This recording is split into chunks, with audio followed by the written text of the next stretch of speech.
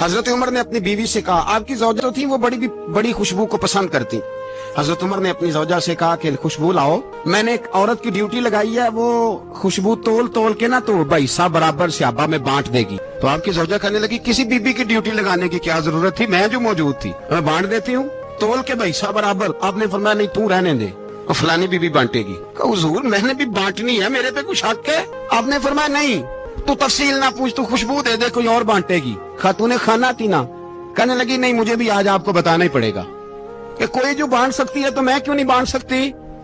زوجہ کہتی عمر نے بات کی تو میری چیخیں نکل گئیں. حضرت عمر فرمانے لگے جب تو خوشبو بانٹے گی نا تیرے ہاتھوں کو بھی لگے گی، تیرے دوپٹوں کو بھی لگ جائے گی. اگر رب کریم نے مجھ سے سوال پوچھا کہ عمر خوشبو تو مسلمانوں کی تھی، تیری بیوی کے دوپٹے کو کیوں لگ گئی، تو میں اللہ کے حضور کیا جواب دوں گا؟ تو فرمایا میں نہیں چاہتا کہ اللہ کے حضور مجھے اور تجھے باز پرس ہو، لہذا کسی اور کو بانٹنے دے.